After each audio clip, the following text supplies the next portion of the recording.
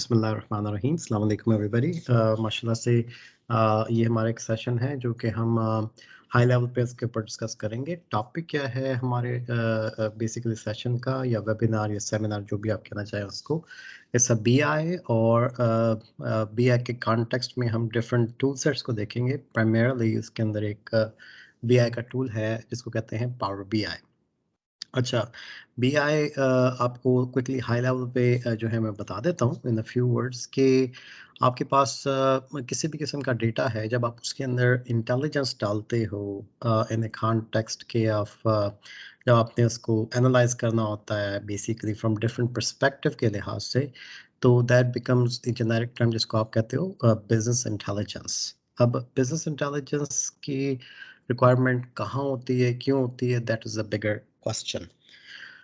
जब भी आपकी ऑर्गेनाइजेशन होती है, आपको पता है उस पे एवरी लेवल पे वहाँ पे आपका डेटा जनरेट हो रहा होता है। चाहे आप अपना कंपनी है जो कि सेल्स कर रही है किसी भी चीज़ की, उसके अंदर आपको डेटा की तो लाजमी रिक्वायरमेंस्ट होती है। आप जनरेट कर रहे होते हैं data on a daily basis कि भाई मेरी आज सेल्स कितनी है, मैंने सेल्स कितनी करूँगा आने वाले वक्तों में, पास्ट में मैंने कितनी अपना सेल्स की है।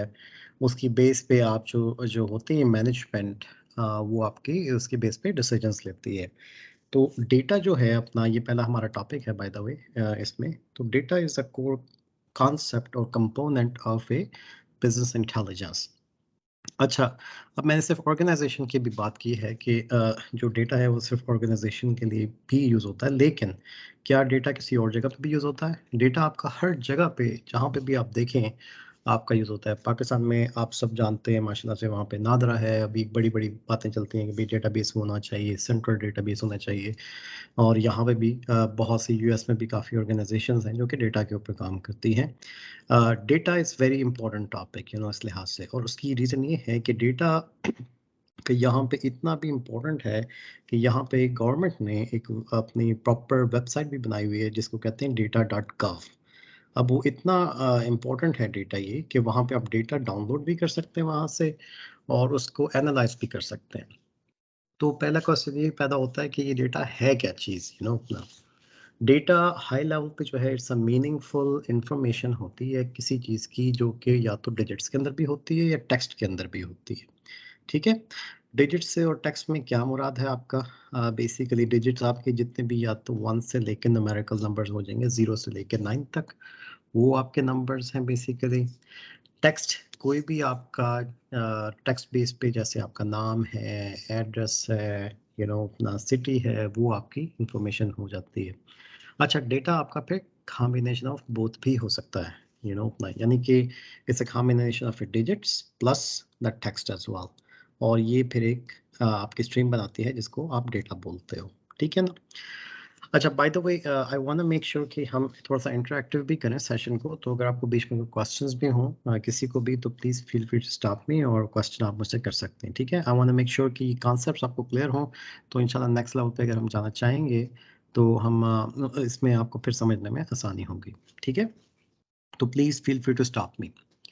अच्छा तो असल जी, में बेसिकली डेटा आपका जो हाउस होल्ड बजट है वो भी डेटा है, आपकी जो एड्रेस बुक है वो भी डेटा है, राइट? बेसिकली एनीथिंग जैसे एवरीथिंग। हमारा इल्म सेंटर है उसका भी डेटा है, उनके जो जितने भी मेंबर्स हैं या जो बजट है, राइट? Everything is data. हम इट्स ऑल बिल्कुल, around us, right? Exactly yes, हर जगह पे है जहाँ या पे भी ह्यूमंस हैं, और वहाँ पे जहाँ पे भी इंटरेक्शन होता है किसी भी चीज़ का, वो डेटा है। इनफैक्ट एग्जैक्टली, मैं और आप ये भी बात कर रहे हैं तो we are talking in terms of a data, अपना। अब डेटा में क्या होता है, जब भी आप डेटा एक ऐसी एंटिटी है कि उसमें वो मीनिंगफुल नहीं होती जब तक आप उसको प्रॉपरली फैशन में, कंबाइंड फैशन में उसको नहीं डिफाइन करते, एक स्ट्रक्चर में नहीं डिफाइन कर सकते। अब मैं थोड़ी सी यहाँ पे साथ-साथ हैंड्स ऑन भी करता जाऊँगा ताकि आप सबको ये क्लियर भी होता जाए। तो जस्ट गिव मी अ सेक, मुझे इसको कीप करना है। यहाँ पे मेरे पास व्हाइट बोर्ड है, ठीक है? अच्छा, अब जो डेटा है आपका देखें, डेटा मैं लिखता हूँ यहाँ पे। डेटा में आपका नाम भी आ जाता है, ठीक है? आपका एड्रेस भी आ गया, ठीक है? आपकी सिटी भी आ गई, ये सारी की सारी चीज़ें इसके अंदर आ रही हैं, ठीक है। मैंने 3 इसकी एंटिटीज ले ली हैं डेटा की। अच्छा, अब मैं लिख देता हूँ मिसाल के तौर पे एंजल, ठीक है, ये कोई नाम है किसी का, address 123 Parkway, something like that, you know ना। सॉरी, अपना थोड़ा सा ये राइटिंग मेरी अजीब गरीब है, तो just bear with me on that. अच्छा जी, सिटी आप कह सकते हैं न्यूयॉर्क, सही है जी। अच्छा, अब ये देखें, ये डेटा तो हमारे पास है, हमें पता है कि एंजल किसी का नाम है, बंदा या बंदी जो भी है, उसका एड्रेस भी है यहाँ पे अपना, और किस सिटी में वो बंदा या बंदी रहती है वो भी हमारे पास है। लेकिन जब आपको इसको एनालाइज करना है किसी मीनिंगफुल इंफॉर्मेशन में, तो क्या आप बता सकते हैं कि एंजल कौन है, या 123 पार्कवे क्या चीज़ है, ये न्यूयॉर्क क्या चीज़ है? न्यूयॉर्क तो शायद आप टोटली गेस कर लेंगे, लेकिन 123 पार्कवे आप प्रॉपरली गेस नहीं कर पाएंगे, एंजल्स को आप नहीं गेस कर पाएंगे, अपना। तो इसको कैसे हम मीनिंगफुल बना सकते हैं? तो हम ये कह सकते हैं कि angel is a person, angel जो है वो पर्सन है, ठीक है, जो कि एड्रेस पे रहता है, पर्सन है या नेम है किसी भी इसका, और उसकी सिटी न्यूयॉर्क है, सही है। इसका मतलब ये हुआ कि angel is a person who lives in a city, जो कि सॉरी अपना एड्रेस पे 123 पार्क पे व्हाटएवर, और न्यूयॉर्क जो है उसका वो सिटी है। अब ये सारी की सारी चीज़ें हैं, ये आपकी क्या है, ये आपका यहाँ पे डेटा के अंदर आती है। डेटा के अंदर 2 कॉन्सेप्ट्स आते हैं आपके पास, जैसे मैंने आपको पहले बताया कि डेटा आपका डिजिट्स के अंदर भी हो सकता है, ठीक है, और डेटा आपका नंबर्स के अंदर भी हो सकता है।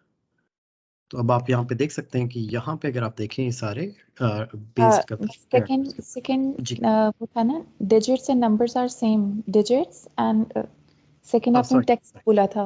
text, my apologies, digits and text, my apologies, ठीक है। ये अच्छा, अब ये जो है ये आपका एंजल इज अ टेक्स्ट, ठीक है ना, सही हो गया जी। अब ये देखिए, मैंने कहा था कि आपका न्यूमेरिकल भी हो सकता है, टेक्स्ट भी हो सकता है, और कॉम्बिनेशन भी हो सकता है। तो ये देखिए, ये आपका कॉम्बिनेशन में आ रहा है,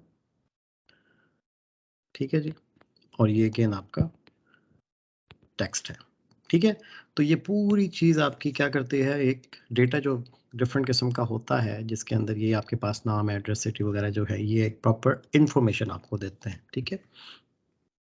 ये सारी की सारी चीज़ें आपको इंफॉर्मेशन बना के देगी। अच्छा, अब ये इंफॉर्मेशन होना इट्स वेरी वेरी इंपॉर्टेंट। जब तक आपके पास प्रॉपरली डेटा को एक प्रॉपर फॉर्मेट में आप नहीं लेके आएंगे, वो आपको इंफॉर्मेशन नहीं देगा, ठीक है।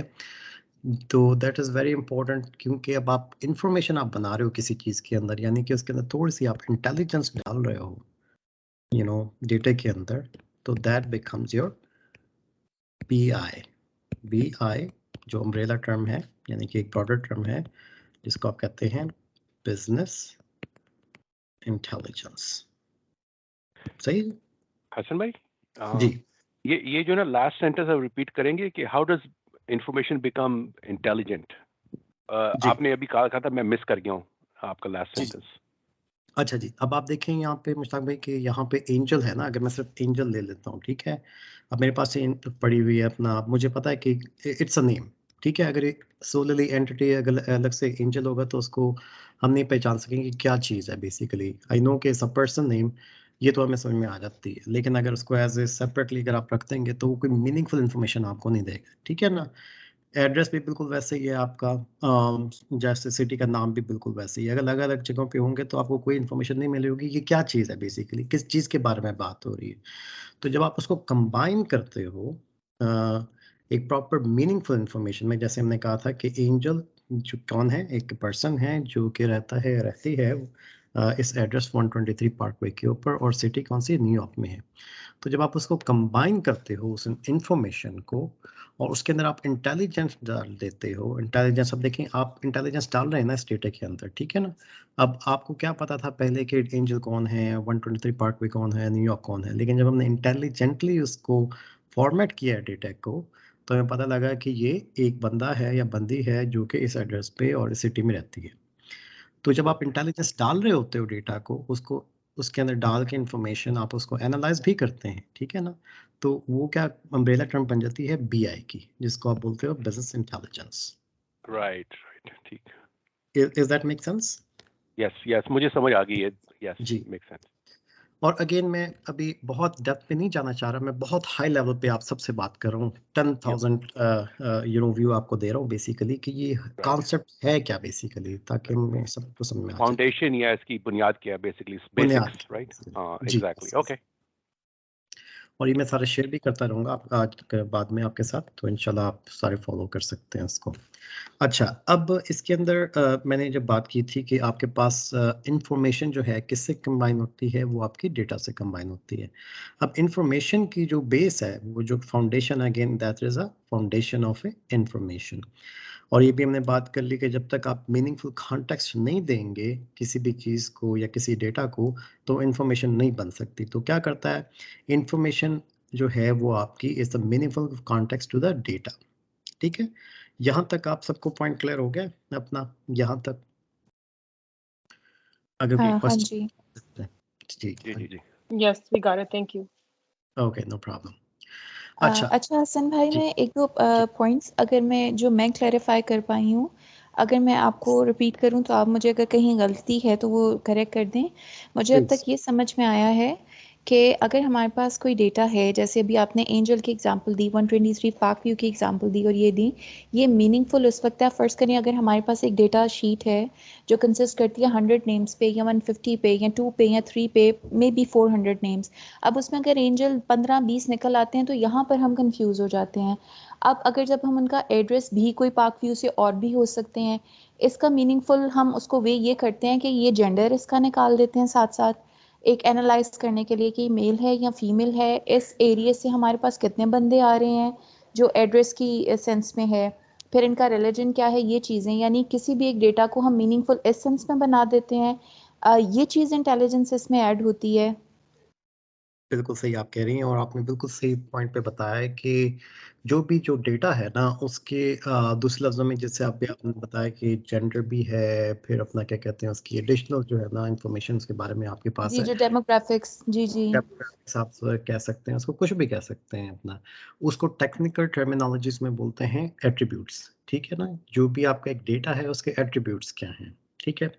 अच्छा, अब मैं थोड़ा सा आगे इस लिहाज से भी जाऊंगा कि डेटा की टाइप्स क्या होती हैं, ठीक है, और इन्फॉर्मेशन के हिसाब से वो कैसे काम करता है। और बिल्कुल आपने बिल्कुल सही बात की है कि डेटा जो है उसके अंदर एट्रीब्यूट्स भी होंगे, उसकी इन्फॉर्मेशन भी होगी साथ उसके, और उसको आप डेप्थ में जाने के लिए अगर आप उसको और ज़्यादा एक्सपेंड करना चाहते हो तो you can have as much information as you want.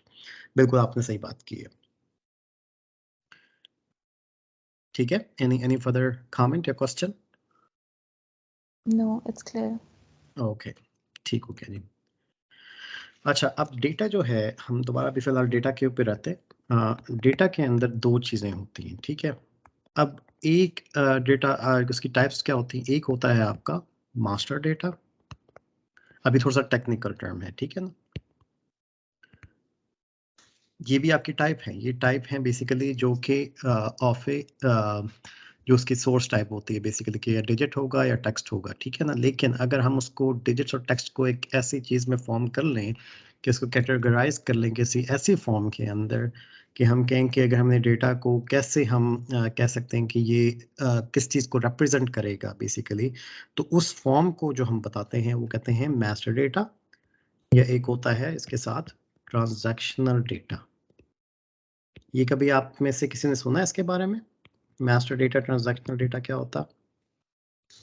नहीं, No. मैंने नहीं सुना, नहीं। Okay, No. चले, मैंने भी नहीं सुना।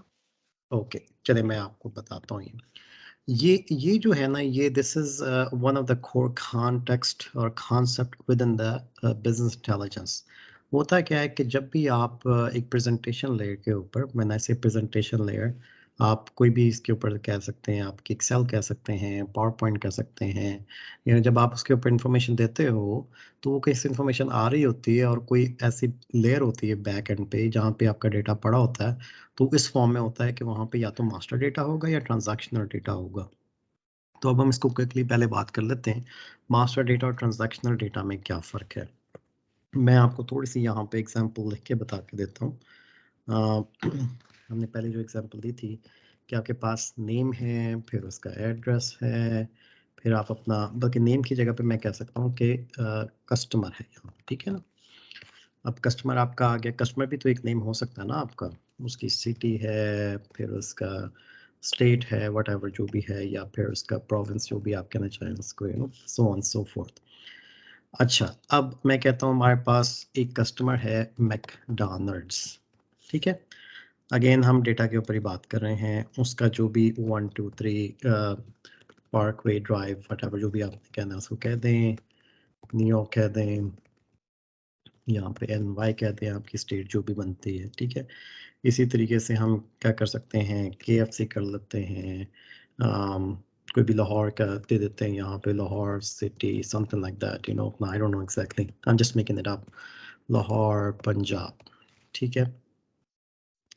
अब ये यहाँ पे जो मैं अगर इसको थोड़ा सा हाईलाइट करूँ, तो ये आपका कस्टमर एड्रेस सिटी स्टेट। अब आपका अगेन ये तो डेटा तो है आपके पास, जैसे हमने बात की है। अब ये क्या हमें दिखा रहा है हाई लेवल पे कि भाई एक कस्टमर है जिसका एड्रेस ये है, सिटी ये है, स्टेट ये है, फिर KFC इज अनदर कस्टमर आपका है, या एड्रेस उसका ये है, और मतलब सिटी ये, प्रोविंस ये है। अब इसमें हम क्या करना चाहते हैं, हम एक और भी चीज़ लिखना चाहते हैं कि मेरे पास एक कंपनी थी जो कि अपना प्लास्टिक के प्रोडक्ट्स बनाती है, ठीक है, प्लास्टिक के स्पून्स बनाती है मिसाल के तौर पे। अब उनके कस्टमर्स जो हैं मैकडॉनल्ड्स भी हैं और KFCs में भी हैं। तो वो कंपनी जो XYZ कंपनी है वो क्या कहती है कि मैंने जो है ना दिसंबर 2020 के अंदर, यहाँ पे हम डेट भी देते हैं, दिसंबर 2020 के अंदर हमने सेल किया है मैकडॉनल्ड्स को 1 मिलियन के स्पून्स सेल किए, ठीक है। इसी तरीके से वही कंपनी जो ABC कंपनी है वो कहती है मैंने जनवरी 2021 के अंदर 2 मिलियन के स्पून्स सेल किए हैं, बेसिकली किसको, KFC को, ठीक है। अच्छा, अब इसमें देखें आपके पास दो चीज़ें आ रही हैं, जो 1 मिलियन और 2 मिलियन, और फिर इसके अलावा आपके पास ये जो कि मोर टेक्स्ट बेस्ड डेटा है, जिसके अंदर आपके पास उसकी कंपनी की इंफॉर्मेशन है, उसकी कंपनी के एट्रीब्यूट्स हैं, so on so fourth, you know ना। अब आपको इसमें कोई डिफरेंस नज़र आ रहा है इस डेटा के अंदर और इस साइड के अंदर, यू नो, सेल्स के अंदर, हाई लेवल पे अगर मैं आपसे पूछूं तो?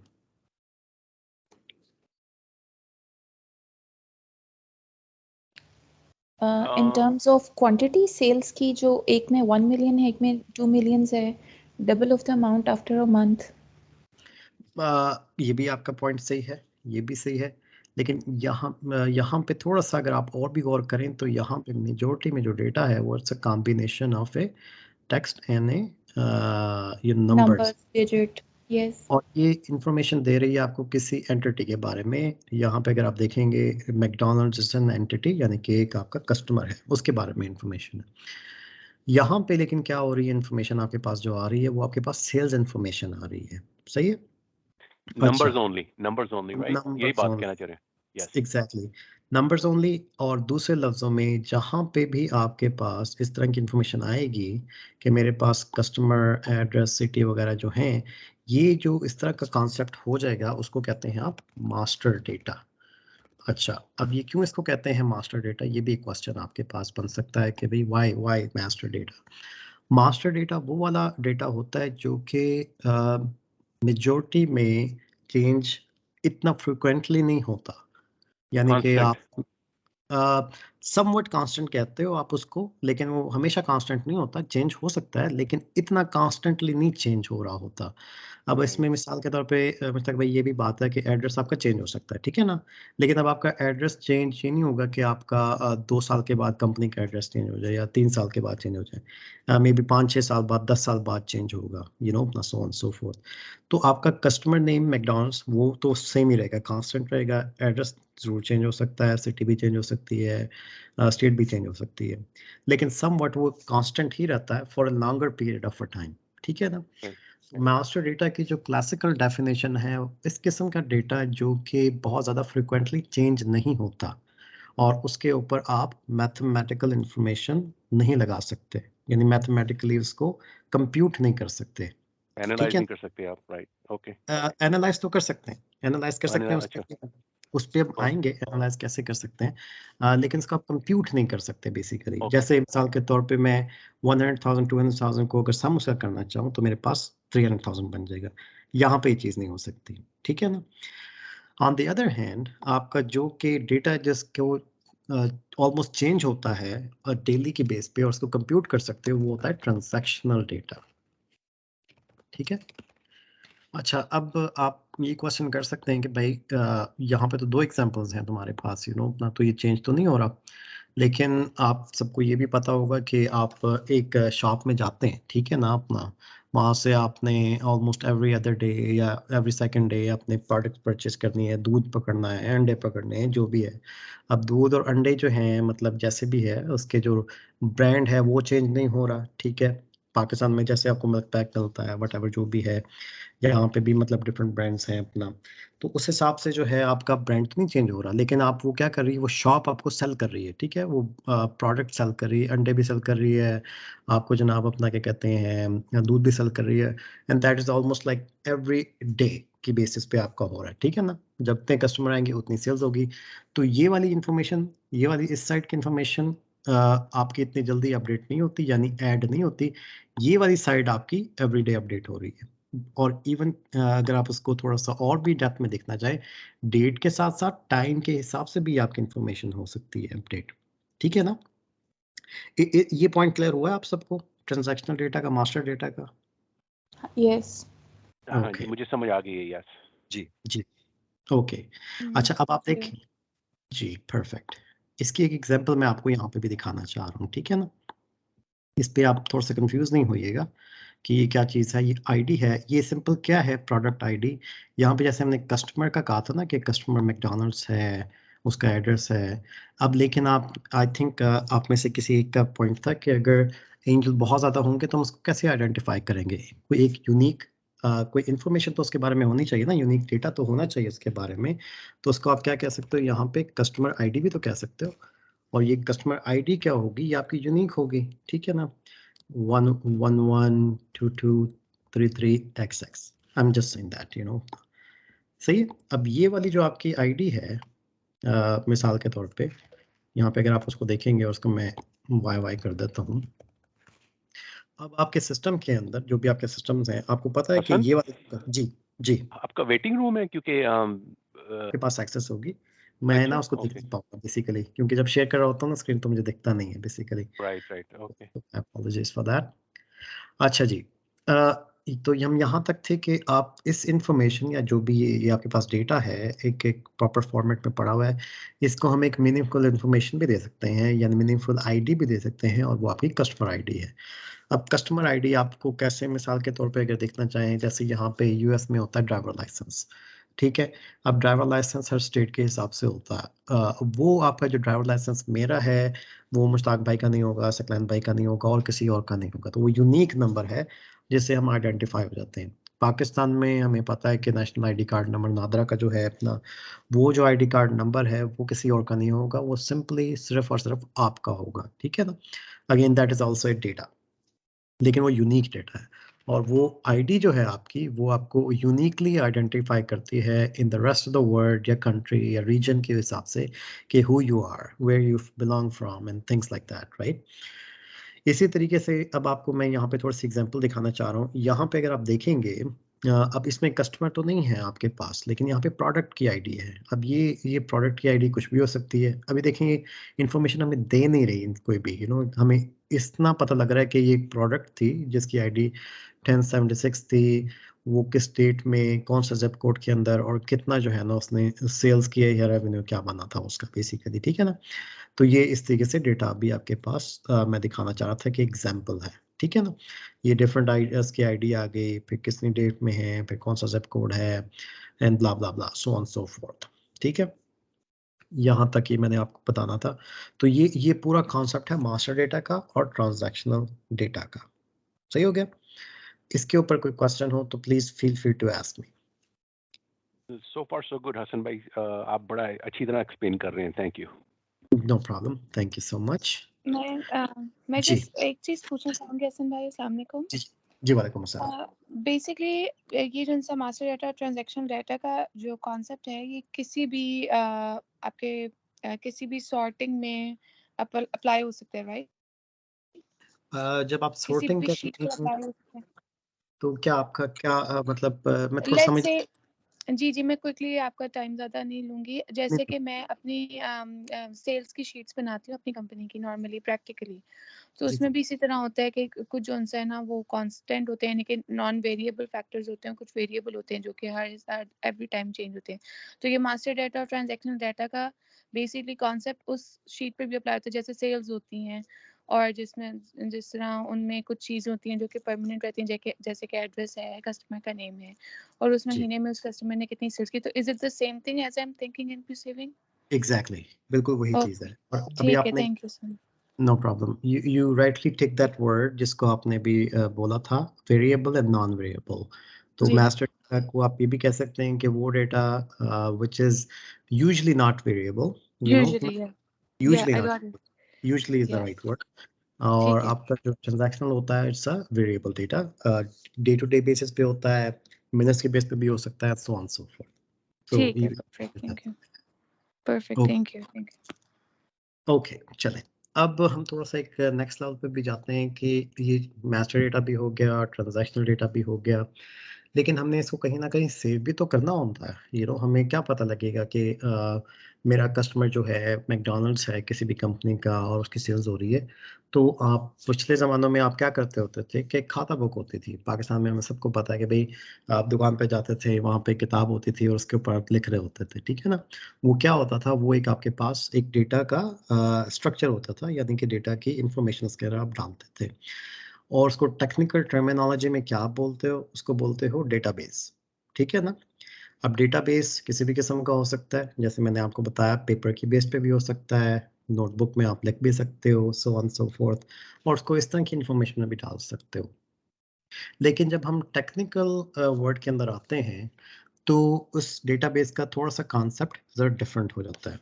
और उसकी सबसे अच्छी एग्जांपल मैं अगर आपको देना चाहूँ तो ये एक्सेल ही है आपके पास, ठीक है ना। अब एक्सेल में एक चीज़ होती है जिसको आप बोलते हो टेबल्स। ये आपने सुना हुआ है किसी ने नाम, टेबल्स क्या हाँ होता जी, है? हाँ जी, जी मैंने जी सुना जी हुआ है जी। ओके जी ठीक है, Yes. परफेक्ट। बेस जो है इस अम्ब्रेला टर्म, जैसे मैंने बताया, अगर ये बहुत सी इंफॉर्मेशन अब आपके पास होगी इस तरीके से थाउजेंड्स एंड थाउजेंड या इस तरीके से अगर आपको पास पड़ी हुई है उस इंफॉर्मेशन, तो जहाँ पे आपने इसको सेव करेंगे या स्टोर करेंगे, वो आप किस जगह पे स्टोर करते हैं, उसको डेटाबेस में स्टोर करते हैं।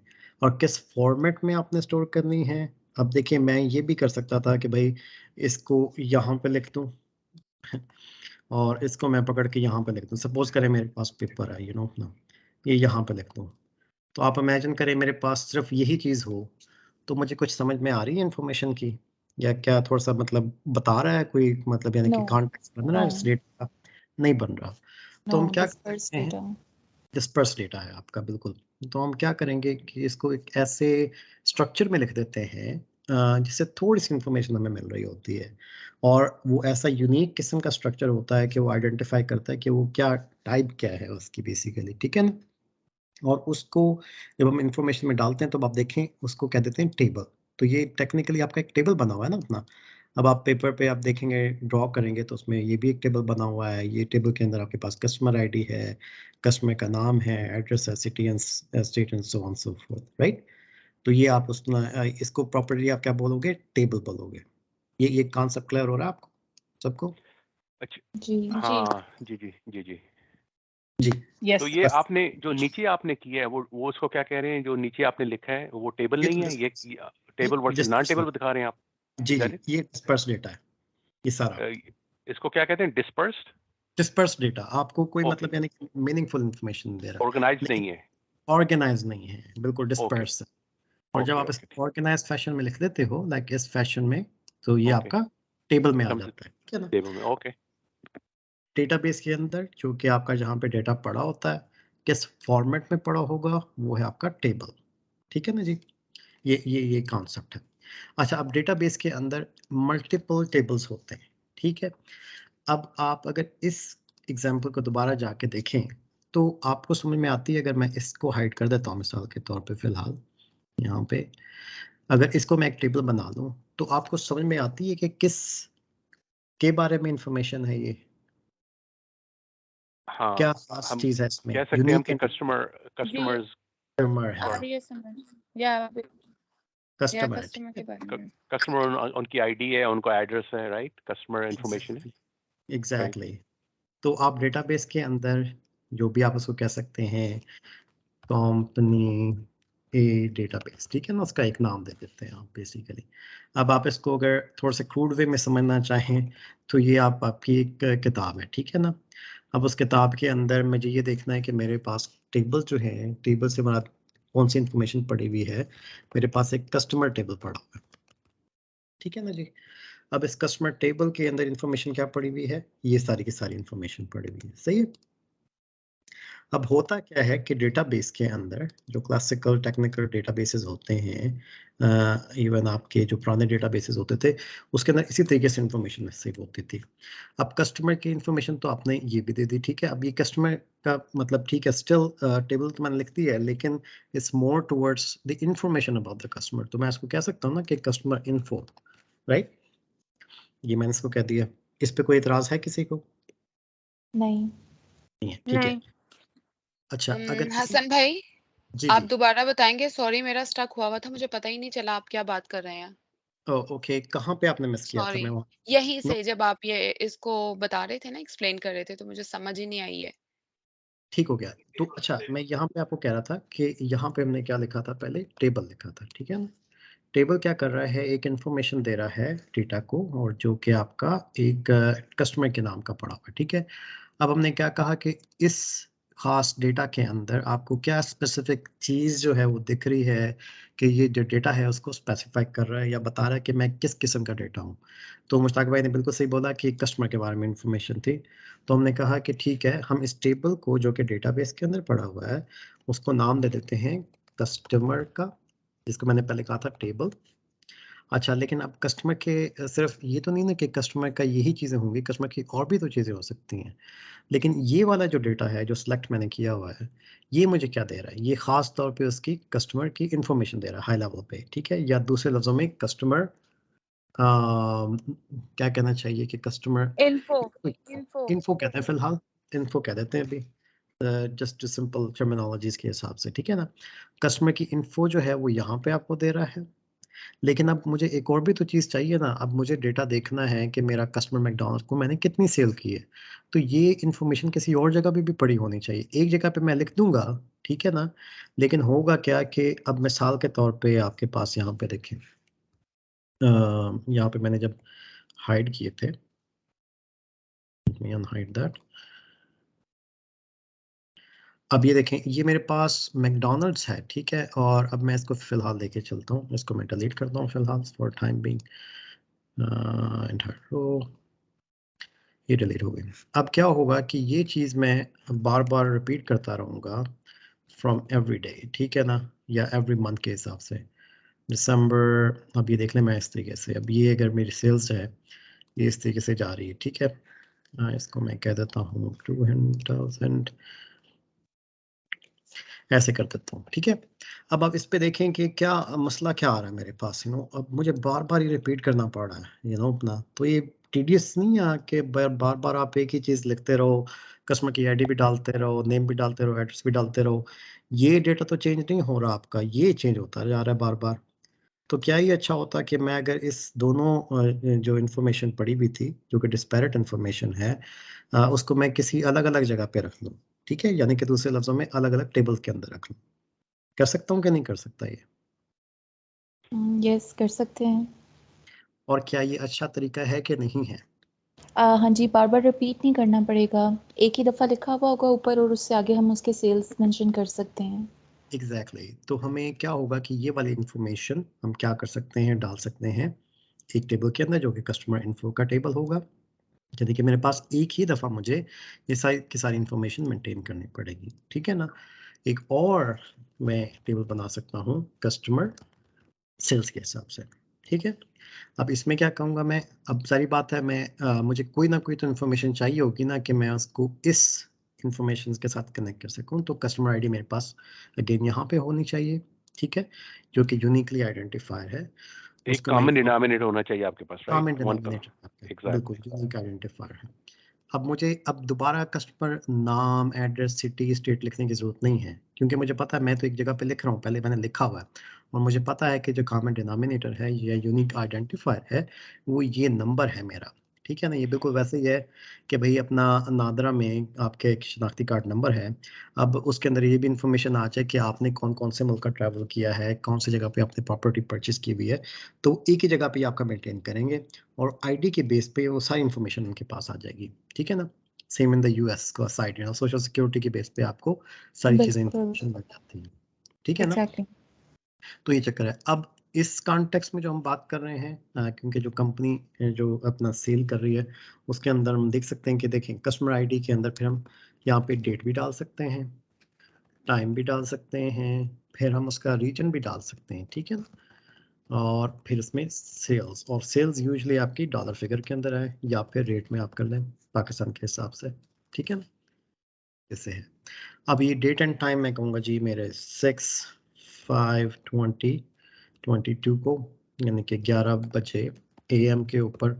अब रीजन कौन सा है, अब देखें जैसे मिसाल के तौर पे यूएस है, ठीक है ना, यूएस के अंदर आपके पास डिफरेंट रीजन है, मैं कहता हूँ साउथ का रीजन है, और उसमें सेल की मैकडॉनल्ड्स को कोई भी चीज़ की सेल की वो की है $100,000 की, ठीक है जी, इसी तरीके से। अब ये मैं बढ़ाता जाऊंगा, अब ये क्योंकि अगेन ऐसा ट्रांजैक्शनल डेटा हमने बात जो की थी, अभी बेशक बढ़ता भी रहे तो इससे मुझे कोई फर्क नहीं पड़ेगा, ठीक है ना। ट्रांजैक्शनल डेटा आपका बार बार अपडेट होता है, चेंज होता है। आप देख लें यहाँ पे आईडी मेरी सेम रहेगी क्योंकि वो यूनिक आइडेंटिफायर है, वो नहीं चेंज हो सकता। डेट लेकिन चेंज हो गई, टाइम चेंज हो गया, रीजन ठीक है आपका सेम रह सकता है, अगर चेंज करना चाहे वो भी कर दें, लेकिन डेटा आपका चेंज हो रहा है, ठीक है ना। उसको हमने किस में रख दिया है, एक अलग टेबल में रख दिया जिसको हमने कहा कस्टमर सेल्स। सही हो गया, ये कॉन्सेप्ट क्लियर हो गया आप सबको? हाँ, तो बेसिकली आप सिमिलर डेटा को एक टेबल में डालते हो, यही कहना चाह रहे हैं आप, राइट? सेपरेट करते हो। जी बिल्कुल बिल्कुल। Okay okay, this similar data is okay, got it जी। हसन भाई मुझे एक बात पूछनी थी जी। Do we need to download something and practice meanwhile you are doing it?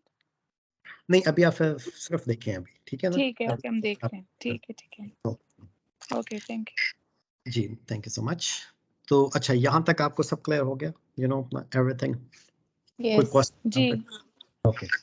अच्छा, अब होता क्या है कि डेटाबेस के अंदर आपके पास एक या दो टेबल नहीं होते, हजारों टेबल्स होते हैं, ठीक है ना, क्योंकि हर लिहाज से आपके पास जो है ना स्ट्रक्चर होता है, डिफरेंट एरियाज होते हैं। जैसे अब कंपनीज के अंदर अगर आप देखें तो कंपनी के अंदर क्या क्या होता है, जैसे कंपनी ABC है मिसाल के तौर पे, उसके अंदर आपके पास क्या होता है, उसके अंदर आपके डिफरेंट डिपार्टमेंट्स होते हैं। एक डिपार्टमेंट आपका सेल्स का भी हो सकता है, फिर कस्टमर रिलेशनशिप्स का भी हो सकता है, ठीक है ना, फिर आपका इंफॉर्मेशन टेक्नोलॉजी का भी हो सकता है, so on so fourth, you know, अपना प्रोक्योरमेंट एक होता है बेसिकली, ठीक है। फिर आपके पास फाइनेंस का डिपार्टमेंट हो सकता है, यू नो, अपना। तो अब जाहिर बात है जब आपके पास इतने बड़े, तो this is what it is कि आपके पास thousands and thousands of tables हैं, यू नो, अपना।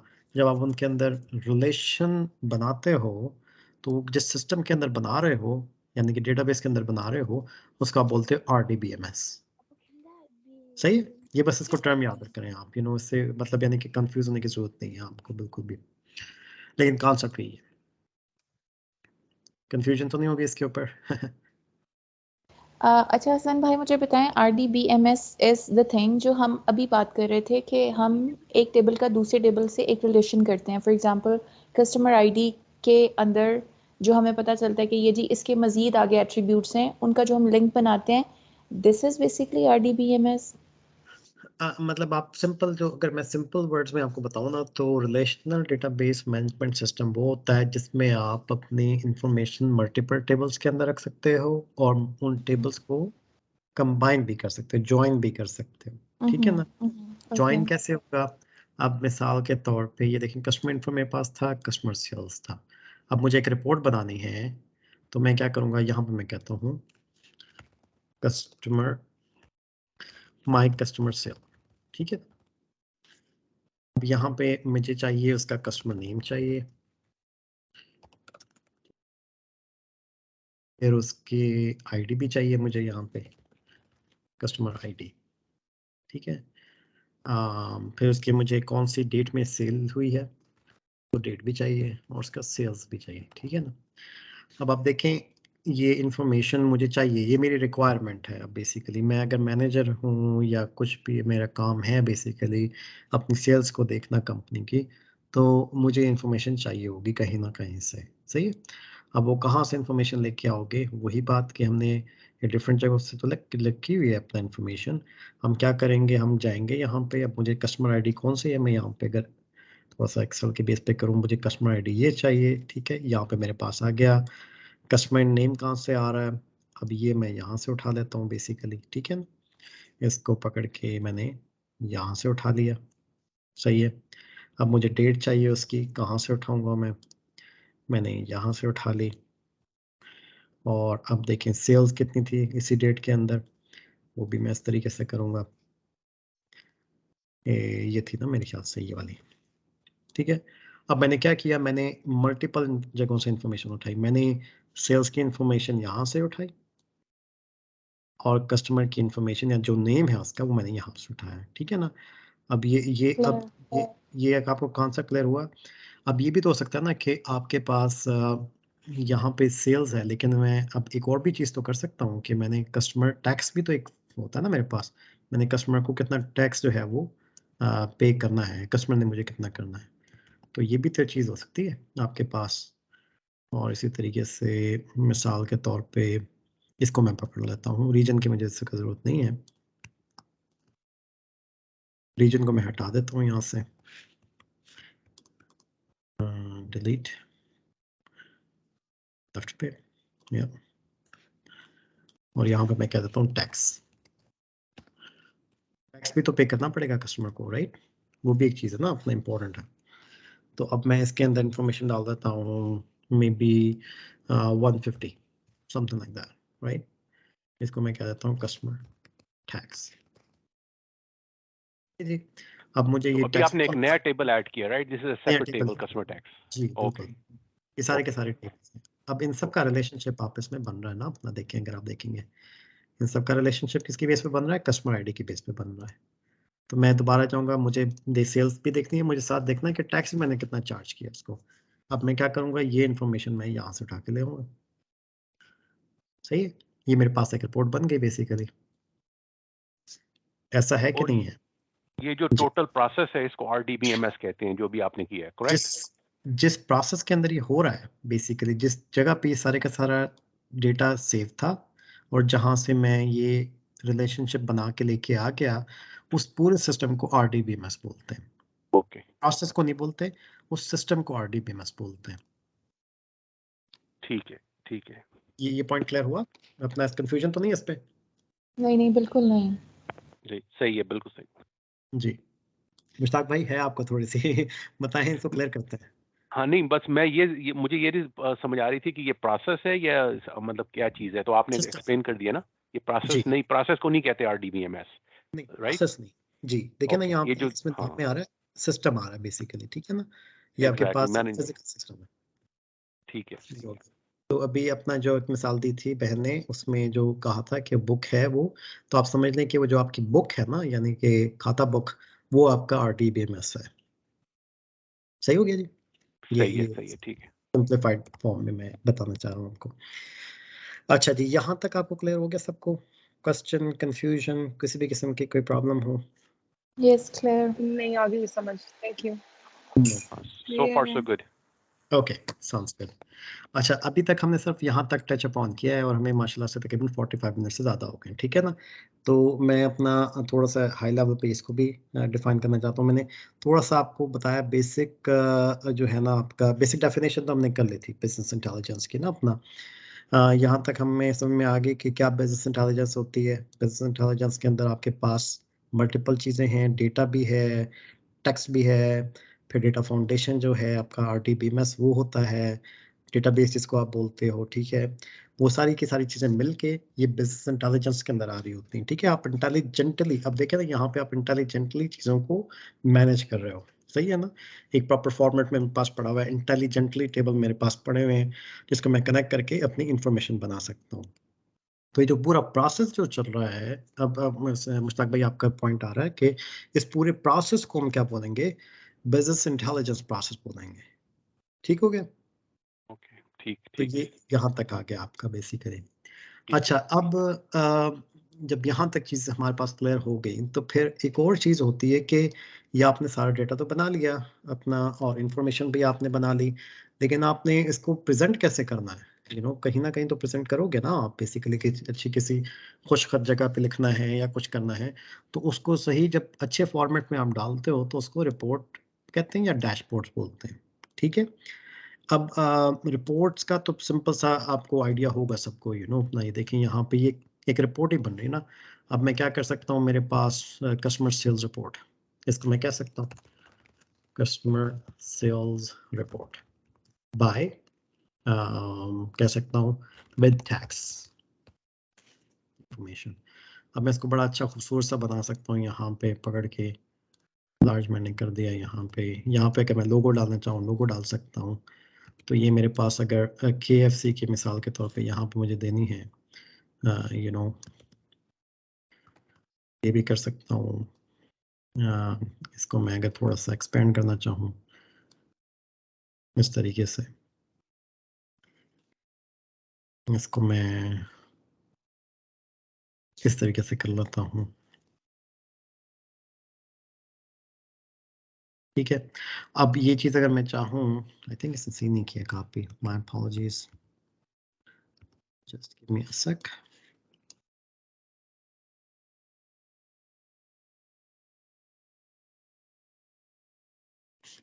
क्योंकि उसको फिर 1 मिनट दीजिएगा, मैं थोड़ा सा इसको ज़रा डेटा अच्छा बना लूँ ताकि आपको क्लियर हो जाए पॉइंट्स क्या हैं बेसिकली।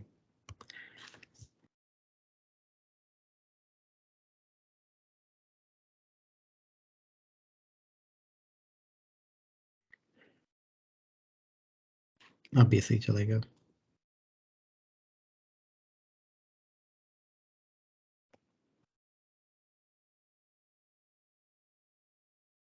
ये है,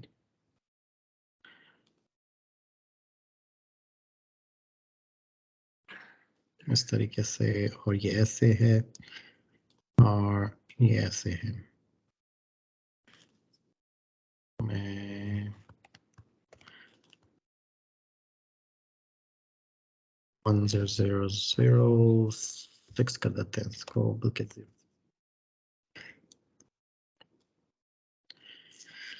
ठीक है। अब ये जब मैं इसको अभी अच्छे फॉर्मेट में आ गया ना मेरे पास से इन्फॉर्मेशन, तो मैं इसको भी प्रिंट भी कर सकता हूँ, राइट। अगर मैं प्रिंट पे जाऊँगा यहाँ पे, और ये देखें ये मेरे पास प्रिंटेड फॉर्म में आ जाएगी। ठीक है ना, ये एक रिपोर्ट बन गई बेसिकली, सही है ना। ये तो आपको रिपोर्ट का समझ में आ गया कि रिपोर्ट क्या होती है। आप डेटा मल्टीपल जगह से उठा के लेके आते हो, यानी कि मल्टीपल टेबल से उठा के लेके आते हो डेटाबेस के अंदर से, और उसको इस फैशन में किसी भी प्रेजेंटेबल फैशन में आप उसको प्रिंट करने के लिए रेडी कर देते हो, तो आपकी रिपोर्ट बन जाती है। ठीक है, रिपोर्ट में क्या होता है, मीनिंगफुल इंफॉर्मेशन होती है बेस्ड ऑन द डेटा। अब इसमें क्या मीनिंगफुल इंफॉर्मेशन मेरे पास आ रही है, मुझे पता लग रही है सेल्स किसकी, मेरे कस्टमर की, बाय द डेट और बाय द सेल्स, और जिसके अंदर टैक्स की भी इंफॉर्मेशन है। करेक्ट, ये कॉन्सेप्ट क्लियर हो गया आपको सारे का सारा? हाँ जी, जी जी जी यस। परफेक्ट।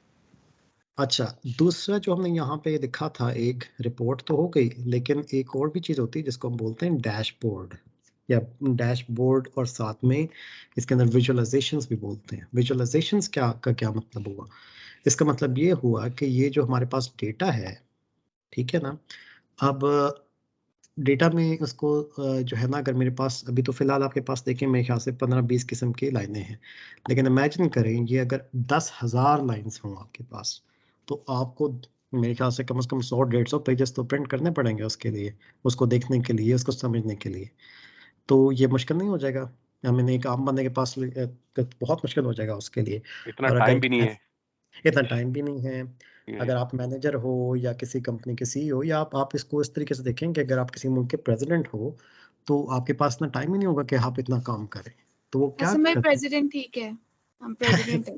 ठीक है, पाकिस्तान के कॉन्टेक्स्ट में तो ठीक नहीं है क्योंकि वहाँ पे मामला डिफरेंट जा रहे हैं। नहीं तो इधर के ही ठीक है। ओके चलो प्रेजेंट की बात करते हैं। तो प्रेजेंट को भी अगर इन्फॉर्मेशन चाहिए तो उसके पास इतना टाइम ही नहीं होगा कि अपना 10,000 पेजेस या पता कितने पेजेस जो हैं प्रिंट करे और उसको वो करे। तो वो क्या करते हैं कि ये जितनी भी इंफॉर्मेशन होती है इसको समराइज कर लेते हैं किस फॉर्मेट के अंदर, ग्राफ्स के अंदर। ठीक है ना, आप सबने पढ़ा होगा स्कूल में अपना 5वीं 10वीं क्लास में मेरे ख्याल से ग्राफ्स हम बनाते होते थे, मुझे याद है। तो उसमें आप क्या करते थे, आप प्लॉट करते थे बेसिकली। ठीक है ना, आपके पास बार चार्ट होता था यानी ग्राफ होता था, फिर आपके पास लाइन चार्ट्स होता था, so on so fourth, pie chart होता था। तो ये सारी की सारी इंफॉर्मेशन अगर आप उठा के किसी एक ऐसे ग्राफ्स में या चार्ट्स में डाल देंगे, उसको जब आप उसको मल्टीपल्स के अंदर ग्राफिंग चार्ट डालेंगे तो वो एक मीनिंगफुल इंफॉर्मेशन और बन जाएगी, मोर ग्रैन्युलर इंफॉर्मेशन होगी, यानी कि मोर कंप्रेस्ड इंफॉर्मेशन होगी, लेकिन हाई लेवल पे इंफॉर्मेशन दे देगा, लेकिन आपको पता लग जाएगा कि वो इंफॉर्मेशन क्या आपके पास आ रही है। ठीक है ना, अब इसी डेटा को पकड़ के अगर मैं इसके ऊपर चार्ट डालना चाहूँ, यहाँ पे कहाँ से डलता है यहाँ पे चार्ट, लेट मी सी, इंसर्ट में जाना पड़ेगा ना, इंसर्ट चार्ट, राइट? हाँ जी, इधर ही कहीं होता इसका मेरे ख्याल से,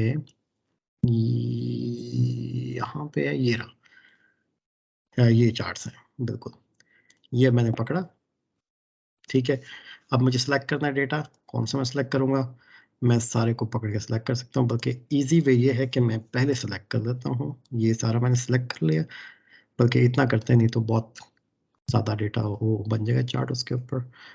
इंसर्ट ये वाला, ठीक है, अब आप देख लें। अब इसको रीड करना मेरे लिए ज़्यादा आसान है कि इसको रीड करना ज़्यादा आसान है, आप बताएं कौन सा मुझे अच्छा लग रहा है। राइट, ये वाला चार्ट वाला, जी जी, graphical form, chart yes, chart मुझे अच्छा लग रहा है। अब इसको मैं कह सकता हूँ ना कि कस्टमर सेल्स बाय, एन भाई चुप है, भाई आपको समझ में आ रही है? किन्नू पूछ रहे हो, हसन भाई? भाई को हाँ जी हसन भाई, आ रही है समझ मुझे। ओके जी, तो ये देखें अब आपके पास यहाँ पे क्या है, चार्ट्स हैं। ठीक है, अब बाज लोगों को समझ में आती है कि भाई ये चार्ट बहुत अच्छा है, ठीक है, हमें करना चाहिए इसी चार्ट के ऊपर, लेकिन बाज लोगों को होता है कि ये चार्ट तो अच्छा है लेकिन हमें थोड़ी सी और भी इंफॉर्मेशन चाहिए और डिफरेंट फॉर्मेट में चाहिए। तो हम क्या कर सकते हैं जी, अगर फर्ज करो कि ਤੁਸੀਂ ਜਿਹੜੀ ਲਾਈਨਸ ਐਡ ਕੀਤੀਆਂ ਨੇ ਨਾ ਉਹਨਾਂ ਚੋਂ ਇੱਕ ਦਾ ਨੰਬਰ डिक्रीज कर दियो तो बार छोटी हो जाएगी, राइट? अगर फर्ज करो सेल्स जो आपकी हैं 100,000 है, राइट, तो आपको उसको 50,000 कर दें तो बार छोटी हो जाएगी। मेरा ये पूछने का मकसद है, राइट? बिल्कुल ये देख लें आप, बिल्कुल ये देख लें, बिल्कुल ऐसे ही होगा। यहाँ से हम करके आपको देखते दूसरी टेबल में जाना पड़ेगा आपको, राइट? ओके, यहाँ पे ठीक है, हैं, ये यहाँ पे भी आप चेंज कर सकते हो, ये देख चेंज हो गई आपके, ओके ओके। है ना। अब डिपेंड करता है, जो बार चार्ट है वो आपको डिफरेंट इंफॉर्मेशन देता है, लेकिन अगर आपने ट्रेंड देखना है अपना, मिसाल के तौर पे, तो ये बार चार्ट आपको इतना अच्छा ट्रेंड नहीं बताएगा बेसिकली। ठीक है ना, ट्रेंड कौन सा आपको चार्ट बताता है अच्छा, ट्रेंड चार्ट एक होता है बेसिकली, जिसको लाइन चार्ट भी आप बोलते हो। ठीक है, वो किस तरह का दिखता है वो आपको दोबारा हम जाते हैं यहाँ पे, मेरे ख्याल से ये वाला है। ठीक है, मैं यहाँ पे रखता हूँ इसको, ये किया मैंने, सेलेक्ट कर लूंगा पहले, ये किया, ये देखें, अब ये क्या बता रहे हैं आपको, प्रॉपर ट्रेंड बता रहा है। ठीक है ना, अब मैं इसको किसी भी तरीके से चेंज कर सकता हूँ अगर मैं चाहूँ। यहाँ पे देखें, इस डेट में मेरे पास यहाँ पे जा रहा था बेसिकली, एकदम नीचे गया बेसिकली यहाँ पे, फिर दोबारा ऊपर आ गया, तो एक प्रॉपर सेल्स का मुझे ट्रेंड बता रहा है। तो इसको मैं कह सकता हूँ इसी इंफॉर्मेशन को कि customer sales trend chart, right, सही है ना कि नहीं? हाँ जी, आप बिल्कुल जी सही, हाँ जी, बिल्कुल सही है, बिल्कुल सही है। जी जी। वही प्रेजेंट वाली मिसाल, वो देखना चाह रहा है कि मेरे मुल्क का दिफाई बजट जो है वो नीचे जा रहा है या बढ़ता जा रहा है। पाकिस्तान हिसाब से पहले बढ़ता जाएगा, ये तो ट्रेंड ऊपर ही जाता रहेगा, यू नो अपना, तो ये ऊपर ही लाइन जाती रहेगी, तो नीचे डिप नहीं आएगा बेसिकली कहीं पे, यू नो अपना। तो वो इस तरह की इंफॉर्मेशन आपको क्या बताती है, ये ट्रेंड बता देती है। इसमें आपको पता लगता है कि एक जो एंटिटी है, जो मैकडॉनल्ड्स है, उसका नेक्स्ट लेवल पे या जो डेटा वाइज के हिसाब से, पर डे के हिसाब से डिफरेंस कैसा बन रहा है बेसिकली। ठीक है ना, तो ये मल्टीपल चार्ट्स हैं। इसी तरीके से आपके पास यहाँ पे चार्ट्स और भी होते हैं जिसमें आपके पास पाई चार्ट भी है, फिर ये एक हीट मैप इसको बोलते हैं। तो there is quite a lot of हम इस सब में नहीं जाते, नहीं तो हम कंफ्यूज हो जाएंगे। लेकिन बस अभी पॉइंट आपको मेरा ये बताना था कि जब आप मल्टीपल चार्ट्स, रिपोर्ट्स और ग्राफ्स आप डाल देते हो तो वो कंबाइंड बन के जो एंटिटी बनती है उसको बोलते हो डैशबोर्ड, ठीक है ना। दूसरे लफ्जों में आप उसके अंदर विजुअलाइजेशन डाल रहे हैं, ठीक है। अभी विजुअलाइजेशन है आपकी, ऐसा है कि नहीं है? विजुअलाइज कर रहे हो ना आप डेटा को। जी तो ये हाँ जी, बिल्कुल बिल्कुल। इस पूरी Exactly. अम्ब्रेला, जी, इस पूरी अम्ब्रेला टर्म को क्या बोलेंगे आप? Dashboards, dashboard. ठीक है। अब इस पूरे डैशबोर्ड को मैं कह सकता हूं, अगर मैं यहां से ये उठाऊं, सपोज करें यहाँ पे मेरे पास सेल्स डैशबोर्ड,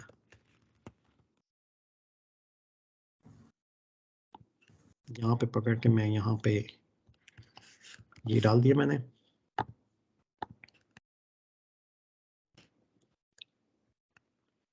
डाल दिया। अब जो भी मैनेजर है, जो भी है, उसको जरूरी नहीं है कि वो यहाँ पे जब आएगा और वो इस डेटा को देखता रहे। वो क्या करेगा, वो पहले शुरू में जब स्टार्ट करेगा अपना दिन, वो आएगा, देखेगा कि भाई मेरी सेल्स डेली हिसाब से कैसे जा रही है, मंथली हिसाब से कैसे जा रही है।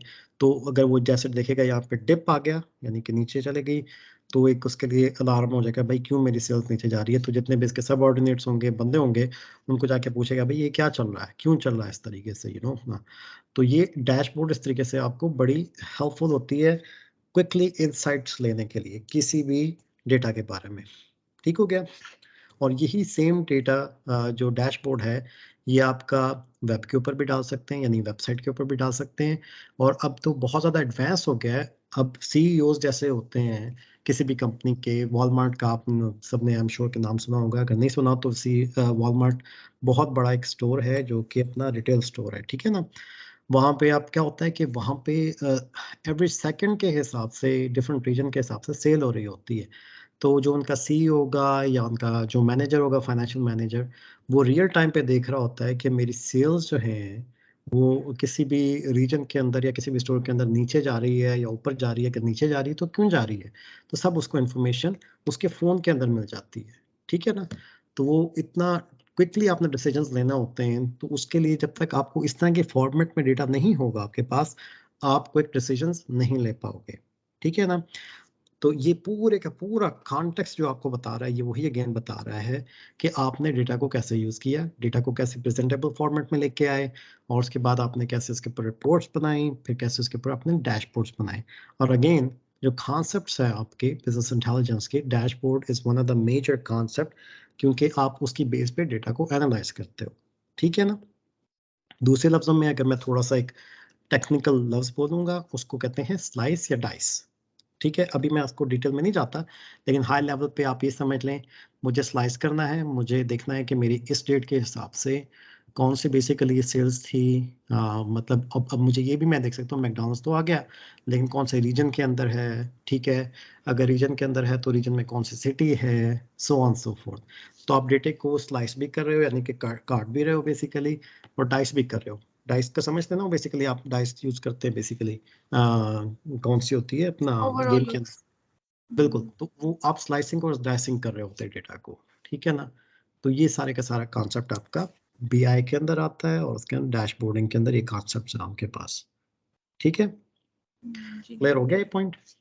बस एक सवाल पूछना था हसन भाई। जी। So reports are basically without visual forms like charts वगैरह के बगैर जो होंगी हमारी वो रिपोर्ट होंगी, और adding on the charts it creates the dashboard. दोबारा करिएगा, रिपीट अपने क्वेश्चन को। रिपोर्ट और डैशबोर्ड में ये फर्क है कि रिपोर्ट में बेसिकली वो टेबल्स की फॉर्म में जो हम लोग पिक्ड अप डाटा होता है उसकी एक रिपोर्ट बना देते हैं ना, लेकिन डैशबोर्ड में हम विजुअल फॉर्म ऐड कर देते हैं, जैसे हमने चार्ट्स ऐड किए। तो ये डिफरेंस है डैशबोर्ड एंड रिपोर्ट्स में कि दे आर डिफरेंट, राइट? हाँ, आप बेसिकली आप इसको इस तरीके से समझ लें फिलहाल के रिपोर्ट्स के अंदर आप उसको प्रिंटेबल फॉर्मेट में होता है, डैशबोर्ड जो ठीक होता है है, आप इंटरेक्टिव फॉर्मेट के अंदर होता है, ठीक है ना। ठीक है। लेकिन आप कंबाइन कर सकते हो, दोनों को भी कंबाइन कर सकते हो, मतलब it's not like hard and fast rule कि या आपने एग्जैक्टली, या ठीक करना है। है। लेकिन क्लासिकली मैं आपको अगर डेफिनेशन बताऊं तो आपको dashboard is interactive versus report is printable. ठीक है ठीक हो गया जी? जी जी ओके, यहाँ तक हमने कर लिया है। अब हमने BI टूल्स के बारे में हमने बात की थी। BI टूल्स क्या होते हैं? ठीक है, BI टूल्स जैसे अभी हमने कहा नोटबुक, जिसको हम खाता बुक भी बोल सकते हैं, हम वही बात कर रहे थे। ठीक है, ये वेरी ओल्ड क्लासिकल। एक्सेल आप सब जानते हैं। एक्सेल में अभी जिस चीज़ के अंदर हम काम कर रहे हैं, अब देखिए मैंने यहाँ पे ये बनाया था ना, ये पूरे का पूरा, ये किस में मैं बना रहा हूँ? ये एक्सेल में बना रहा हूँ सारे का सारा। तो आपका एक टूल जो है BI टूल, वो आपका एक्सेल भी है, और जो कि आई थिंक दुनिया में सबसे ज़्यादा यूज़ होने वाला BI टूल है। ठीक है, अब यहाँ तक तो हमने कर लिया। अब एक और भी टूल है जो कि है, जिसको कहते हैं पावर BI। ये क्या है? ये एक टूल है जो कि माइक्रोसॉफ्ट का टूल है। मिलता जुलता आप समझ लें कि एक्सेल से है, लेकिन उसमें आप क्या कर सकते हो, उसमें आप बिल्कुल ही चार्ट्स, ग्राफ्स और विजुअलाइजेशंस बना सकते हो। ठीक है, तो मैं अभी इसको जाने से पहले आप लोगों ने मेरे ख्याल से 2-3 मिनट की ब्रेक लेनी है कि कंटिन्यू करें हम? आई थिंक अभी कंटिन्यू कर लो, ब्रेक की जरूरत नहीं है। 10-15 मिनट और करके तो हम फिर नेक्स्ट टाइम मिल लेंगे अगर आपके पास टाइम होगा तो, राइट? बिल्कुल ऐसे ही कर लेते हैं। चलो 10-15 मिनट्स का और कर लें। एग्जैक्टली ठीक है, तो ठीक हो उसके गया। बाद अच्छा फिर हसन इंशाल्लाह। भाई, गो अहेड। जी जी जी जी जी जी हसन भाई, एक छोटे सा क्वेश्चन है। अगर आप कह रहे हैं कि Excel is same like Power BI, जिसमें हम विजुअलाइजेशन भी ऐड कर सकते हैं और बाकी तमाम चीज़ें भी, तो एक्सेल के होते हुए फिर पावर बीआई की क्या ज़रूरत है? क्या एडवांसमेंट है, क्या चीज़ है जिसके लिए एक्सेल भी अवेलेबल है और पावर बीआई? डिफरेंस क्या है? Good question. अभी आपका बाय द वे सिर्फ पावर BI नहीं, इसके अंदर इसके अलावा और भी बहुत से टूल्स हैं आपके पास। ठीक है, एक और बड़ा टूल है माइक्रो स्ट्रैटेजी। ठीक है, और फिर टैबलू का नाम किसी ने यहाँ पे शायद सुना होगा, basically so on so fourth, you know. Difference क्या है कि एक्सेल में आपके पास क्या होता है कि you have to do everything manually. अभी मैंने सारा टेबल बनाया, ये सारी की सारी चीज़ें मुझे यहाँ पे बनानी पड़ रही हैं, यू नो, जॉइन रिलेशनशिप्स मुझे करने पड़ रहे हैं। अब मुझे अगर क्लिक करना है, इसको मैंने इंटरेक्टिव बनाना है, तो मेरे पास बहुत ज़्यादा फीचर्स नहीं मिलते एक्सेल के अंदर। ठीक है ना, लेकिन जब ये आपके पास, जी, एक और प्रॉब्लम एक्सेल की है, जब डेटा ज्यादा होता है ना तो एक्सेल बड़ा स्लो हो जाता है, right? That is also another हाँ, प्रॉब्लम। लिमिट है, बेसिकली लिमिट है इसकी कैपेबिलिटीज में ना, राइट? एग्जैक्टली। और एक और बड़ा जो एस्पेक्ट है, आपके पास तो मल्टीपल सिस्टम्स हैं दुनिया के अंदर पड़े होते हैं, कंपनीज के अंदर पड़े होते हैं। तो एक्सेल क्या करता है, वो हर डेटा से मतलब डेटा सोर्स से डेटा उठा के नहीं लेके आ पाता। लेकिन जो ये BI टूल जिसको आप बोलते हो, जिसमें पावर BI, माइक्रो स्ट्रेटजी या टैबलो हैं, ये क्या करते हैं, आपको किसी भी डेटा से उठा के लेके आ सकते हैं, वेब से भी लेके आ सकता है डेटा उठा के। तो ये आपको बड़ा इंटरैक्टिव फॉर्म में एक आपके पास प्लेटफॉर्म बना के दे देते हैं, जिसकी बेस पे आप अच्छे डैशबोर्ड कर सकते हो, विजुअलाइजेशन कर सकते हो, रिपोर्टिंग कर सकते हो। Okay, I got it. क्योंकि मेरे साथ भी ऐसा हुआ था, मेरे मोबाइल पे SPSS नहीं था और I had it in laptop. तो जब मुझे हाँ, मेल आई तो मैंने उसको ओपन किया, तो इट वाज इन जापानीज और सम अदर लैंग्वेज के, जिसको मैं समझ ना पाई। फिर मैंने उसको लैपटॉप पे खोला तो फिर मेरा रीडेबल था। तो इसका मतलब है एक्सेल जो उनसे इंटरैक्टिव डेटा हर एक के साथ नहीं कर सकते इंटरेक्शन। तो हाँ, पावर हाँ, BI और माइक्रो स्ट्रेटजी, टैबलू, ये सब कर सकते हैं। कहीं से भी उठाएंगे तो रीडेबल डेटा होगा। नहीं, मेरा मेरा पॉइंट ये था कि आप एक साथ में सारी चीज़ें तकरीबन कर सकते हो, लेकिन थोड़ी सी लिमिटेशन ऐसे आ जाती हैं कि आपको जो रीडू करना पड़ेगा और बहुत ज़्यादा मैनुअल वर्क होगा एक्सेल के अंदर।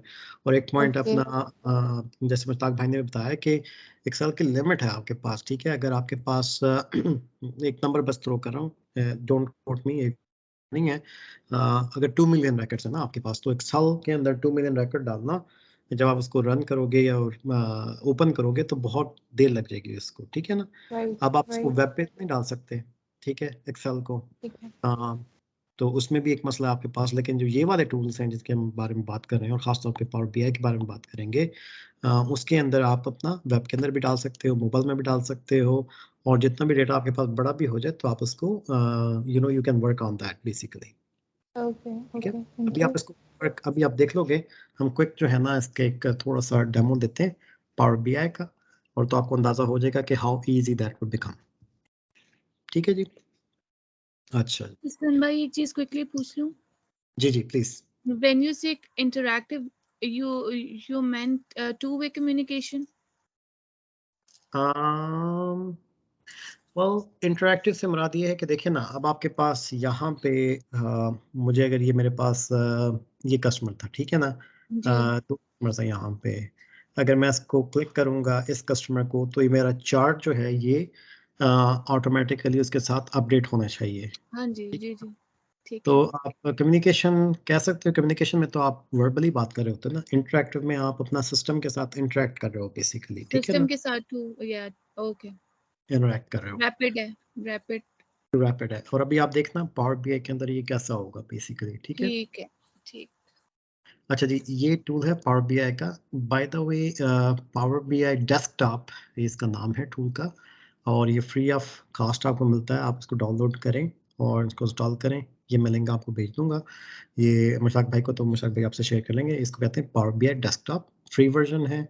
जब आप इसको इंस्टॉल कर लेंगे अपनी मशीन के अंदर, तो इस तरीके से इसका इंटरफेस दिखेगा, ठीक है।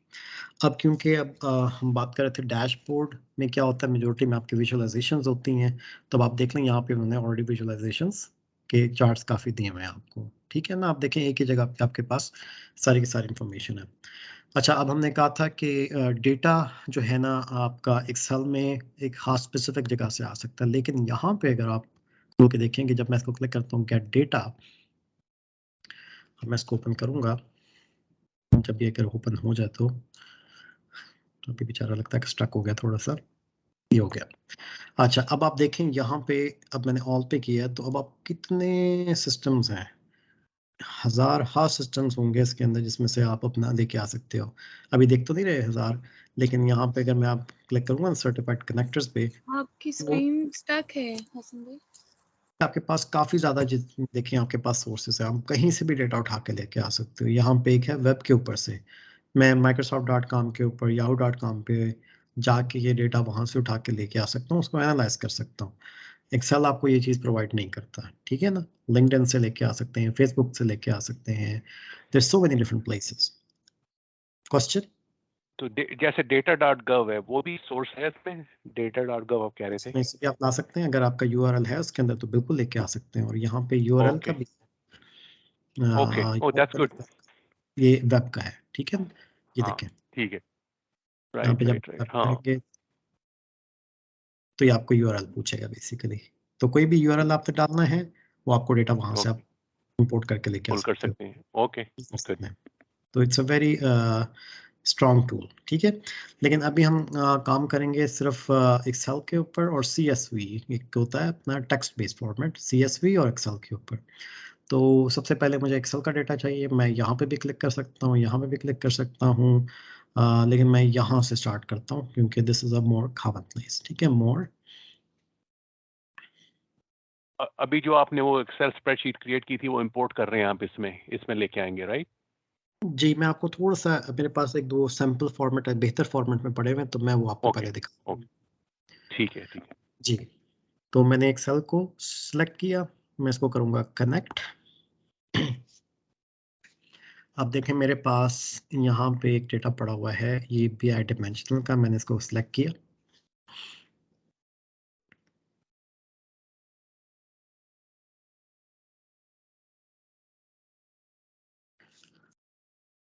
याद है हमने प्रोडक्ट के बारे में बात कर रहे थे, तो ये देखें अब ये इसको रीड कर रहा है। ये जब ये यहाँ पे पार जाएंगे, इट मीन्स कि उसको एक्सेल को रीड कर रहा है। ये जब कंप्लीट हो जाएगा तो मैं इसको सिलेक्ट करूंगा।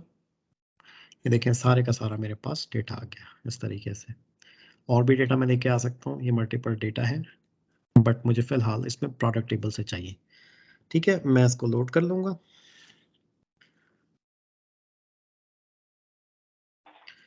पावर BI क्या कर रहा है देखें, रीड कर रहा है उसको।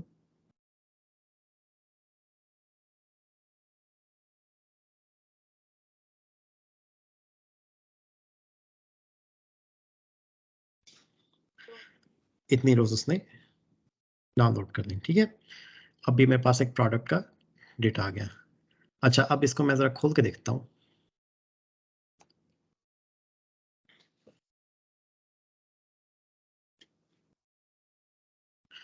यहाँ पे देखें मेरे पास प्रोडक्ट आईडी है, ठीक है, प्रोडक्ट का नाम है, कैटेगरी है, कौन उसका मैन्युफैक्चरर है और उसकी प्राइसिंग है। लेकिन यहाँ पे मुझे सेल्स नजर आ रही है, सेल्स नहीं है मेरे पास, राइट। वो कहाँ पे पड़ी हुई है? वो हमारे पास एक और जगह पे पड़ी हुई है। उसको हम एक और जगह से लेके आते हैं, ये टेक्स्ट है CSV से।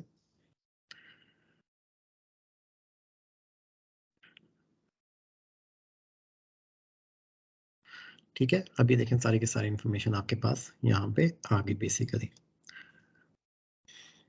लोड ये आ गया मेरे पास। सॉरी, वो थोड़ा सा मैसअप हो गया था बीच में, apologize for that.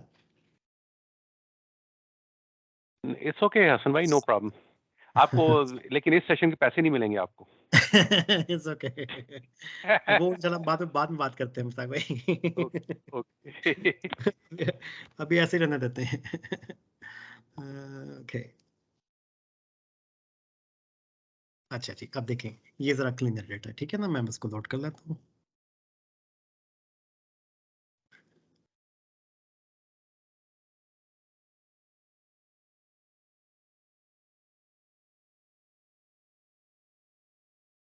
अब देखिए कितना बड़ा डेटा है, आप उसको वो रीड कर रहा है, रीड करके लोड भी कर रहा है पावर BI के अंदर। राइट।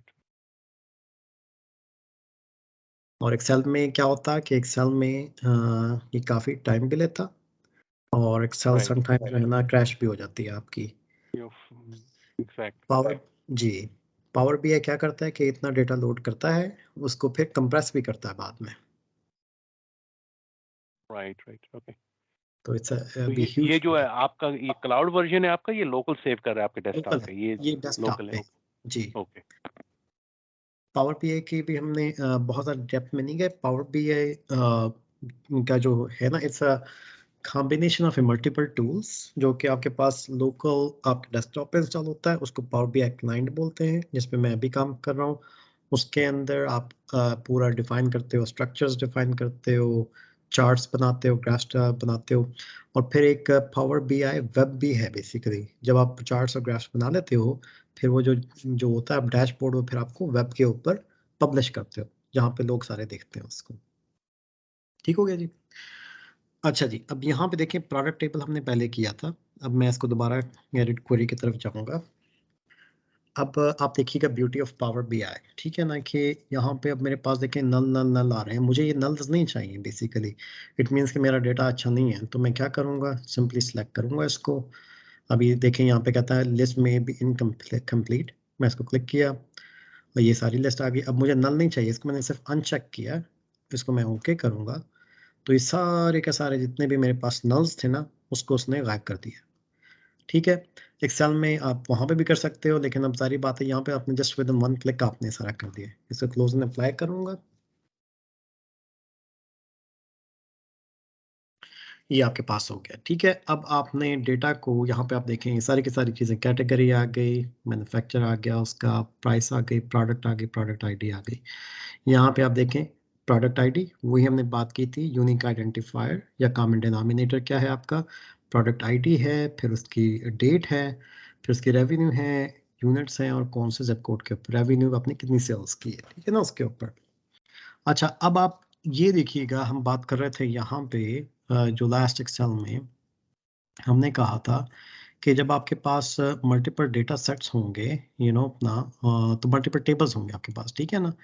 मेरे ख्याल से हमारा शायद लॉस्ट हो गया अनफॉर्चुनेटली, लेकिन उसमें हमने क्या कहा था कि कस्टमर इन्फो का टेबल था हमारे पास, कस्टमर सेल्स का था, और कस्टमर टैक्स का था, राइट। ये तीनों टेबल्स है ना हमारे पास। फिर हमने क्या कहा था, एक नई में चले गए थे, फिर हम यहाँ पे जा रहे थे, उसको इक्वल टू साइन करके दोबारा यहाँ पे आ रहे थे, कनेक्ट कर रहे थे। तो इस प्रोसेस था कितना हमारे लिए। पावर BI में देखें कितना आसान है कि ये मल्टीपल टेबल्स आपके पास हैं, एक सेल्स का टेबल है, एक प्रोडक्ट का टेबल है। अब यहाँ पे मैं इसकी रिलेशनशिप में जाता हूँ, ठीक है, तो ये इसने ऑलरेडी करके दे दिया है। इसको मैं पहले डिलीट करता हूँ, आपको दिखाता हूँ कि क्या किया इसने। ये देखें, ये आपके पास टेबल्स हैं। अब मुझे पता है कि मेरा कॉमन डिनोमिनेटर क्या है, प्रोडक्ट आईडी है। मैंने प्रोडक्ट आईडी पकड़ी, यहाँ से सिलेक्ट किया, ड्रैग किया, उसको प्रोडक्ट आईडी के ऊपर ड्रॉप कर दिया। ठीक हो गया। अब ये जो दो है ना आपस में, जो हम रिलेशनशिप मैन्युअली यहाँ पे बना रहे थे, इस शीट पे जाके पावर BI ने खुद ब खुद वो ऑटोमेटिकली बना दी, है ना, आसान ये चीज। तो इस तरीके से ये आपके very easy drag and drop exactly. अब अब मुझे यहाँ पे मैं दोबारा जा रहा था एक्सेल में, चार्ट बना रहा था, टेबल में डाल रहा था। तो अब यहाँ पे आप सिंपली ये टेबल पकड़ेंगे, यहाँ पे सिंपल सेलेक्ट किया आपने। अब आपने क्या करते रहना है, इसको बड़ा सा आपने बना लिया। अब मुझे जाना, आप चाहिए इसकी प्रोडक्ट की इंफॉर्मेशन चाहिए, मैंने क्लिक किया, मेरे पास प्रोडक्ट की इंफॉर्मेशन यहाँ पे लोड हो जाएगी। अभी देखिएगा आप, सारी की सारी प्रोडक्ट आ गई। मुझे प्रोडक्ट की आईडी चाहिए थी, वो देखिए मेरे पास आ गई फ़ौरन से पहले। अब ये देखें, अब उसमें क्या था, यहाँ पे मेरे पास मल्टीपल कॉलम्स होते, तो मैं पहले एक कॉलम को, मतलब जैसे यहाँ पे प्रोडक्ट आईडी थी, यहाँ पे सेल्स थी, यहाँ पे कंट्री थी। अब मुझे इसको प्रोडक्ट आईडी को यहाँ पे उठा के यहाँ पे लेके आना पड़ता, तो मैं सारे को पहले सिलेक्ट करता, फिर यहाँ पे उठा के लेके आता और यहाँ से फिर डिलीट करता। टीडियस प्रोसेस है ना। यहाँ पे मैनुअल वर्क। यहाँ पे मैंने क्या करना है, सिंपल इसको ऊपर नीचे कर देना। ये देखें चेंज हो गया आपका, just with in split seconds. सही है ना। अच्छा, अब मुझे यहाँ से रेवेन्यू चाहिए था उसका। अब मुझे पता है ये और ये टेबल कनेक्टेड है, मैंने जैसे यहाँ पे क्लिक किया तो मेरा रेवेन्यू भी उसके ऊपर आ गया। सिंपल इनफ, ये अब आपका बन गया। अच्छा, अब आप कह रहे हैं कि भाई मुझे ये तो इन्फॉर्मेशन अच्छी लग रही है, लेकिन मुझे तो विजुअलाइजेशन भी चाहिए अपना। तो मैं क्या करूँगा, मैं इसको सिंपल पकड़ के कॉपी पेस्ट करूँगा, इसकी 2 कॉपी बन गई। अब मुझे कोई सा भी चार्ट चाहिए, मैं इसको क्लिक करूँगा तो वो इसके ऊपर चार्ट बना के दे देगा मुझे, किसी भी किस्म का। ये देखें, ये बना के दे दिया उसने।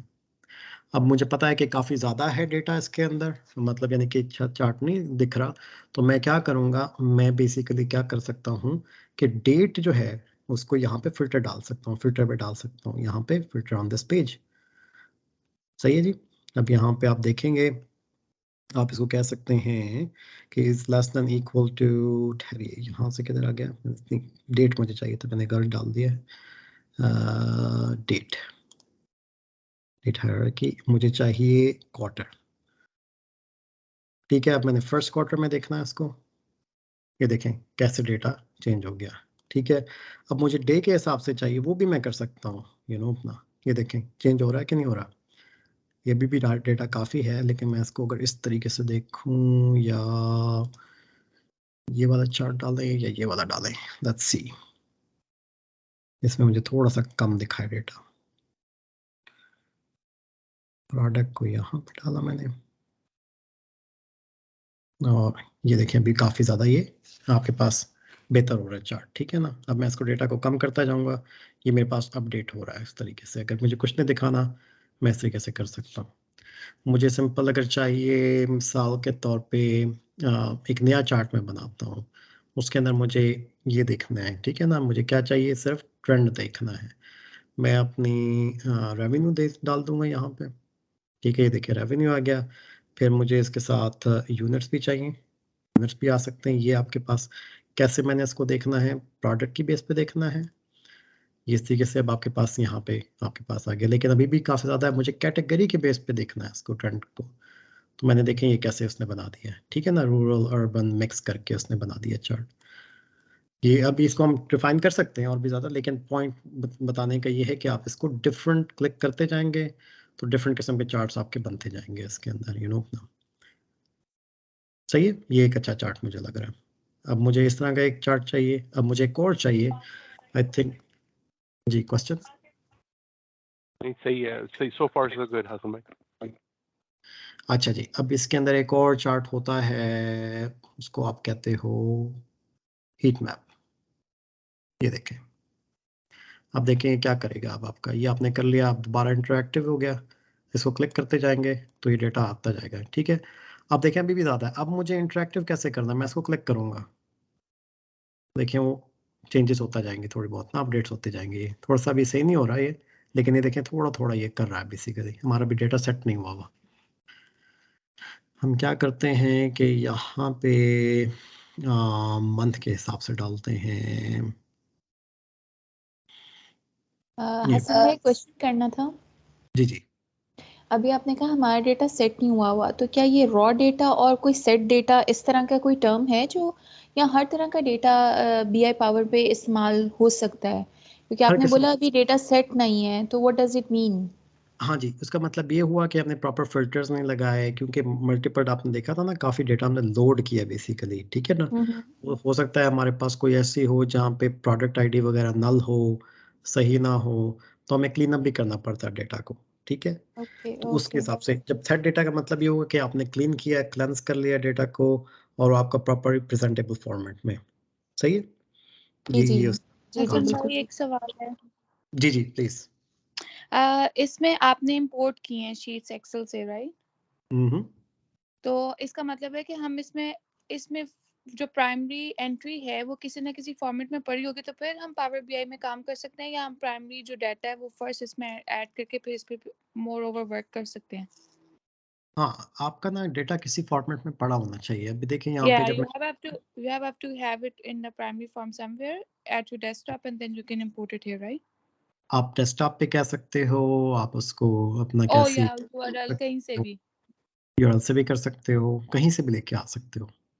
So Yeah, basically that's ये डाटा डाटा क्या यानी कि इसको ऑर्गेनाइज करना, इसको यानी कि ओवर ऑन वर्क करने के लिए बहुत अच्छा प्राइमरी डाटा हमारे पास कहीं ना कहीं से इंपोर्ट करना पड़ेगा हमें, राइट? एग्जैक्टली। और ये सारे ठीक, का पास है, हाँ ठीक है ना, जैसा आपने पहले बताया था, ठीक है, गॉट इट। ये चक्कर है आपके पास। अच्छा, अब ये जब आप अभी तो खैर ये इतना अच्छा नहीं लग रहा, लेकिन अपना जब आप ये बना लेते हो तो फिर आप इसको क्या करते हैं, इसको पब्लिश करते हो, ठीक है। अब पब्लिश आपने करना होता है, इसको क्लिक करेंगे, आपने सेव किया इसको, मैं इसको यहीं पे कर देता हूँ सेव टेस्ट, ठीक है।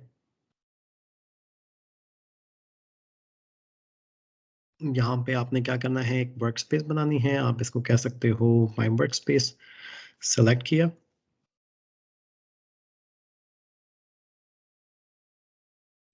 ये क्या कर रहा है, पब्लिश कर रहा है आपका इंटरनेट के ऊपर, देखें सक्सेस हो गया, ठीक है। अब मैं इसको क्लिक करूंगा,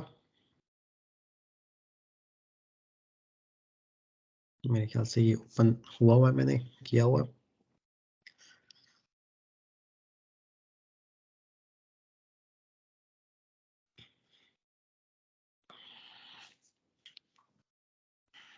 तो जब आप पब्लिश करते हो तो ये कोई भी यूआरएल से कनेक्ट कर सकता है, इसको चेक कर सकते हैं ये? बिल्कुल कर सकता है, एग्जैक्टली हाँ जी, यही ओके मैं दिखाने लगा हूँ। उस पे जाएंगे आप powerbi.com, ये देखें यहाँ पे powerbi.com पे जाएंगे, ओके